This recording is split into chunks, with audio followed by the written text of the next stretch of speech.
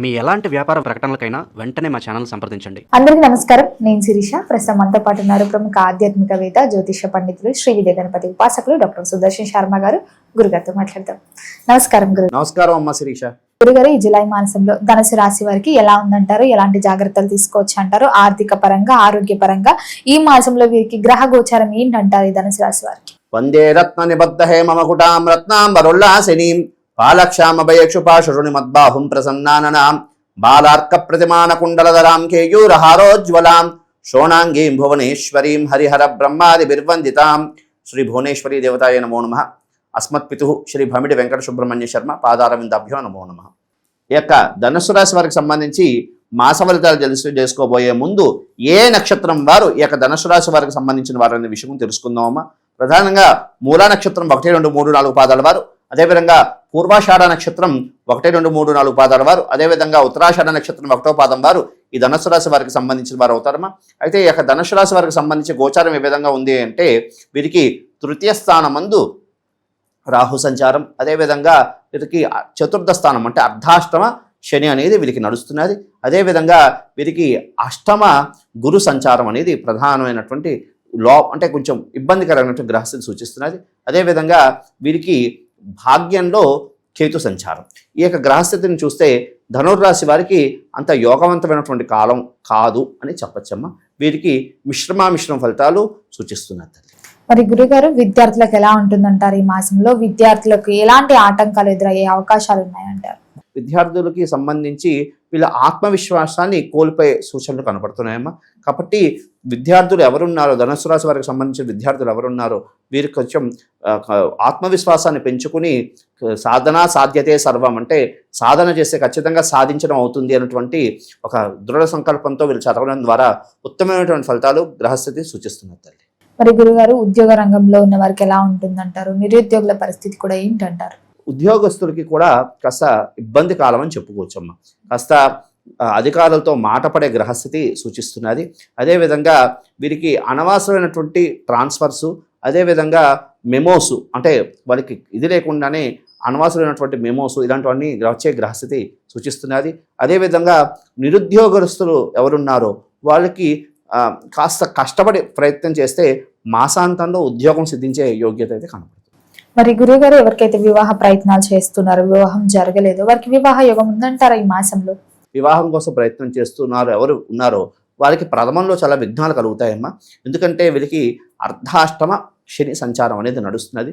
తత్కారణం చేత ప్రథమంలో కాస్త ఇబ్బందులు కలిగినప్పటికీ మాసాంతంలో వివాహం ముడిపడే యోగ్యత కనపడుతున్నది.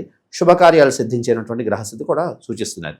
అదేవిధంగా వీరికి ప్రతి మనిషికి కూడా సొంతింటి కళ అనేది ఒకటి ఉంటుంది. అదేవిధంగా వీరికి ధనుర్రాశి వారికి సంబంధించి మాసాంతంలో సొంతింటి కోసం ప్రయత్నం చేస్తున్న వారికి సొంతింటి కళ కూడా సిద్ధించే యోగ్యత కనపడుతున్నది. మరి గురుగారు, సంతాన యోగం కూడా ఉందంటారా? వీరికి మాసాంతానికి ప్రయత్నం చేసుకుంటే రానున్న భవిష్యత్ కాలంలో వీరికి సంతానం సిద్ధించే యోగ్యత కనపడుతుంది. కుటుంబ వాతావరణం ఎలా ఉంటుందంటారు? కుటుంబం పట్ల ఈ మాసంలో ఎలాంటి జాగ్రత్తలు తీసుకోవచ్చు అంటారు? ప్రధానంగా ఈ యొక్క ధనురాశి వారికి సంబంధించి అనారోగ్య కారణం చేత ఖర్చు ఎక్కువగా అయ్యే గ్రహస్థితి సూచిస్తున్నది.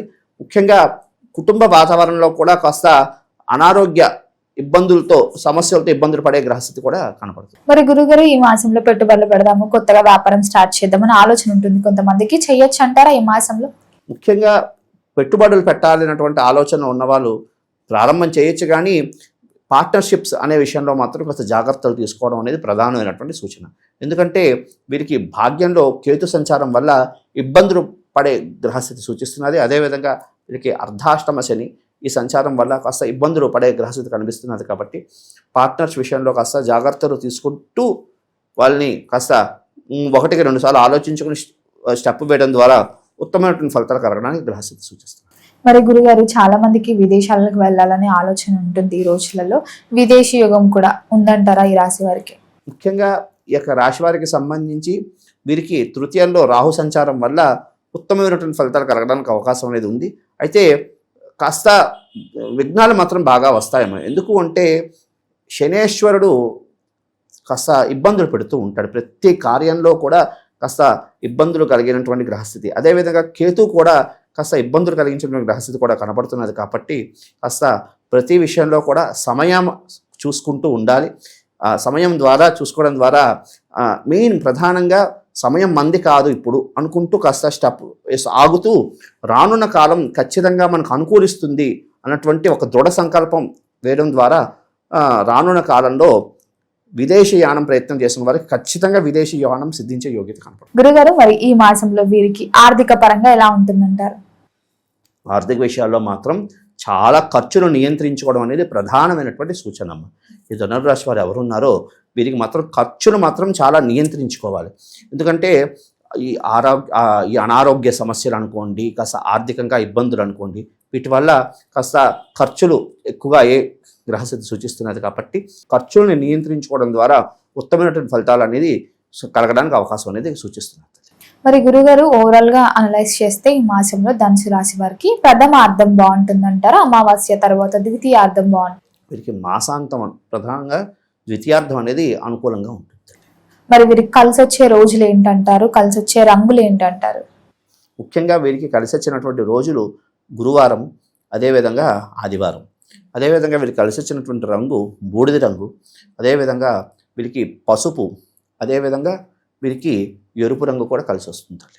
గురుగారు, మరి ఈ మాసంలో ఏ దైవనామస్మరణ చేస్తే బాగుంటుందంటారు? ఎలాంటి పరిహారాలు చేసుకుంటే ఈ మాసం అంతా కలిసి వస్తుందంటారు వీరికి? ముఖ్యంగా ఈ యొక్క ధనుర్రాశి వారు ఖచ్చితంగా ప్రతి గురువారం కూడా దక్షిణామూర్తి దేవాలయానికి వెళ్ళడం కానీ, దత్తాత్రేయుడికి సంబంధించిన దేవాలయానికి వెళ్ళి శనగల్ని నివేదన చేసి అది అక్కడ ఉన్నటువంటి పేదలకి పంచడం అనేది ప్రధానమైనటువంటి ఒక పరిహారం అని చెప్పుకోవచ్చు.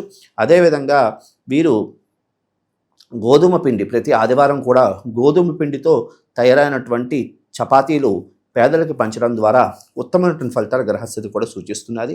అదేవిధంగా వీరు అవకాశం ఉంటే ప్రతి రోజు కూడా సూర్యనారాయణ స్వామి వారికి సంబంధించి ధ్యాన శ్లోకాలు పారాయణ చేసుకుంటూ సూర్యనారాయణ స్వామి వారికి అర్ఘ్యం ఇవ్వడం ద్వారా ఉత్తమమైనటువంటి ఫలితాలు గ్రహస్థితి సూచిస్తున్నది. అదేవిధంగా ఈ యొక్క రాశివారు ప్రధానంగా ప్రతి పౌర్ణమి అమావాస్యకి కాస్త కాలభైరవ స్వామి దేవాలయానికి వెళ్ళి అక్కడ కాలభైరవుడికి గుమ్మడికాయ దీపం పెట్టడం ద్వారా ఉత్తమమైనటువంటి ఫలితాలు కూష్మాండ దీపం అంటారు దాన్ని. పెట్టడం ద్వారా ఉత్తమమైనటువంటి ఫలితాలు కలగడానికి అవకాశం ఉంటుంది. ఆ రోజు అవకాశం ఉంటే 9 సార్లు కాలభైరవాష్టకాన్ని పఠించడం ద్వారా ఇంకా అద్భుతమైన ఆ శనీశ్వరుడికి సంబంధించినటువంటి దోషాలు పోయి ఇంకా అద్భుతమైనటువంటి ఫలితాలు కలగడానికి అవకాశం సూచిస్తుంది. గురుగారు, మొత్తం మీద జూలై మాసంలో ధనుసు రాశి వారికి ఎలా ఉంది, ఎలాంటి జాగ్రత్తలు తీసుకోవాలి, ఏ దైవ నామస్మరణ చేయాలి, ఎలాంటి పరిహారాలు చేయాలో తెలియజేసినందుకు ధన్యవాదాలండి.